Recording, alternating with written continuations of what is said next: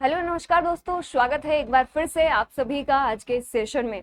और जैसे कि आपको पता है कि अपन छोटे छोटे वीडियोस के माध्यम से टॉपिक्स अपने क्लियर कर रहे हैं। इससे पहले अपन ने मौलिक अधिकार चैप्टर सिर्फ 7 मिनट में पूरा का पूरा क्लियर करा था और आज का अपना टॉपिक है राष्ट्रपति।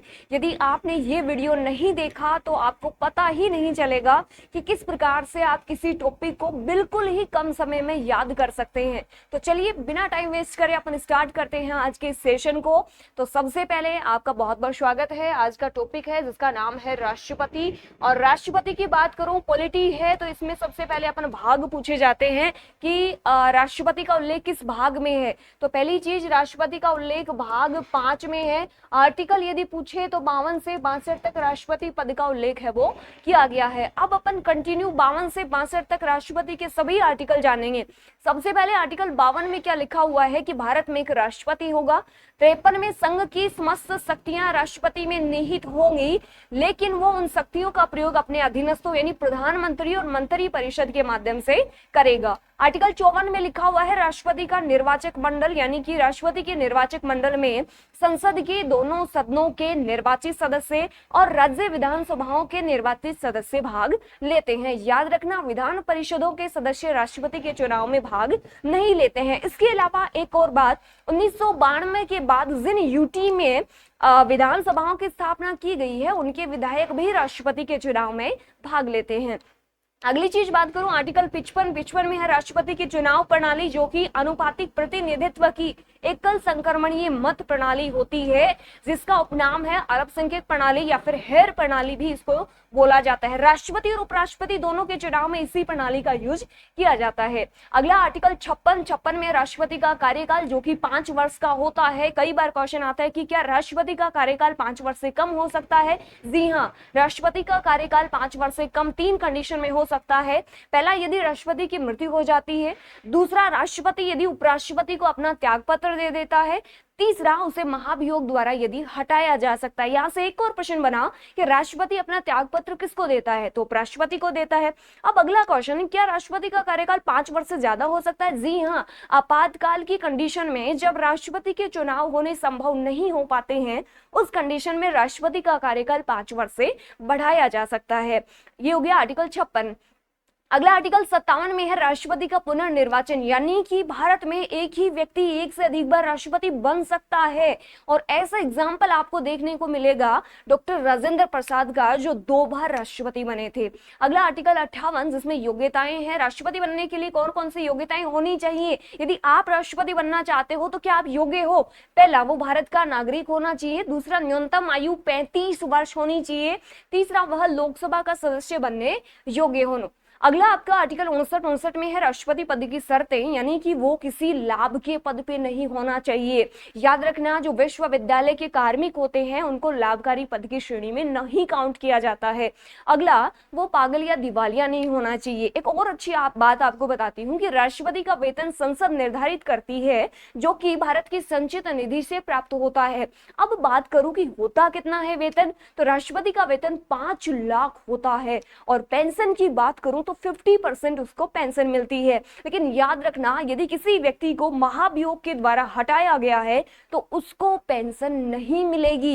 यदि उसने त्याग पत्र दिया है तो डेफिनेटली उसको पेंशन प्राप्त होगी। तो ये हुई आपकी 59 की बात। अगला आर्टिकल 60 जिसमें है शपथ। राष्ट्रपति को शपथ सर्वोच्च न्यायालय का मुख्य न्यायाधीश दिलाता है और राष्ट्रपति की शपथ का उल्लेख अनुसूची 3 में नहीं किया गया है। अगला आर्टिकल 61 में है राष्ट्रपति पर महाभियोग की प्रक्रिया, यानी कि महाभियोग क्या होता है, राष्ट्रपति को उसके पद से हटाने की एक प्रक्रिया है जो कि अपने संयुक्त राज्य अमेरिका से ग्रहण करी है। यानी कोई राष्ट्रपति अपने पद का यानी कि संविधान का उल्लंघन करता है या फिर भ्रष्टाचार करता है, अर्थात कदाचार की स्थिति में राष्ट्रपति को पद से हटाया जा सकता है।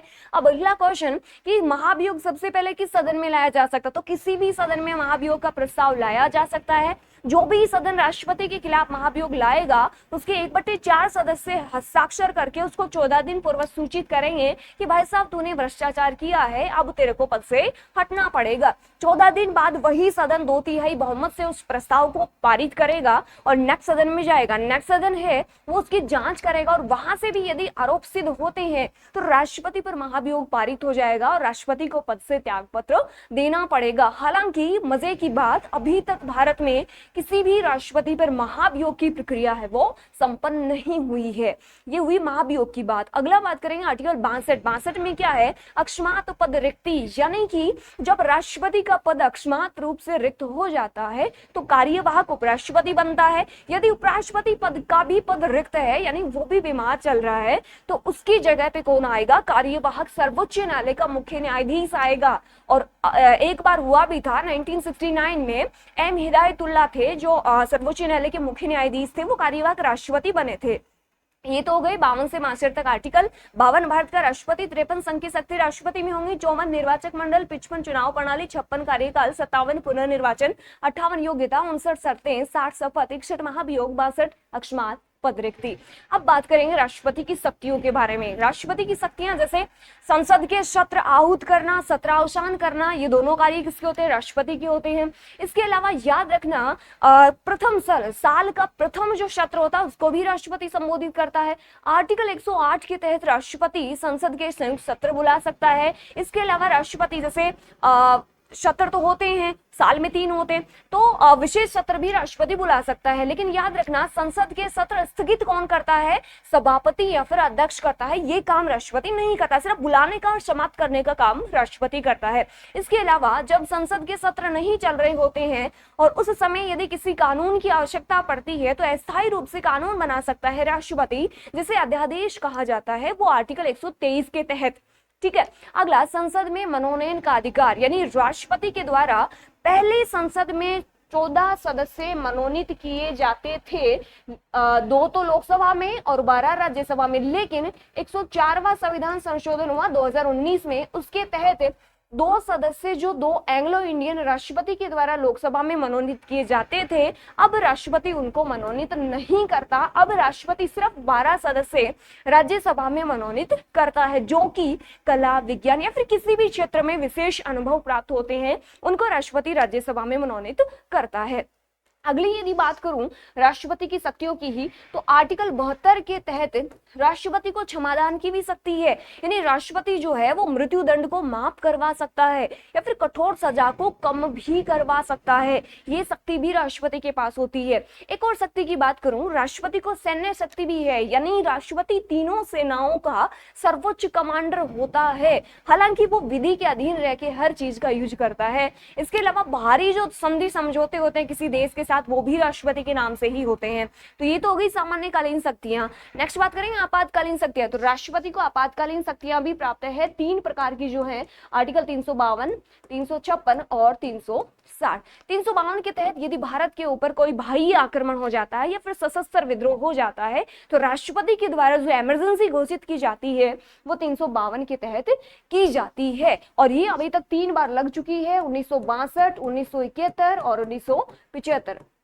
अगला बात करूंगी 356 के तहत राज्य आपातकाल लगाता है राष्ट्रपति। जब किसी राज्य का संवैधानिक ढांचा गड़बड़ा जाता है, उस कंडीशन में राज्यपाल राष्ट्रपति से सिफारिश करता है और उस समय राष्ट्रपति जो आपातकाल लगाता है वो आर्टिकल 356 के तहत लगाता है, जिसे राज्य आपातकाल कहा जाता है। लास्ट बात करेंगे 360 के तहत लगाया जाने वाला आपातकाल वित्तीय आपातकाल होता है, यानी कि जब भारत में आर्थिक संकट उत्पन्न हो जाता है उस कंडीशन में राष्ट्रपति जो इमरजेंसी लगाता है उसको वित्तीय आपातकाल कहते हैं।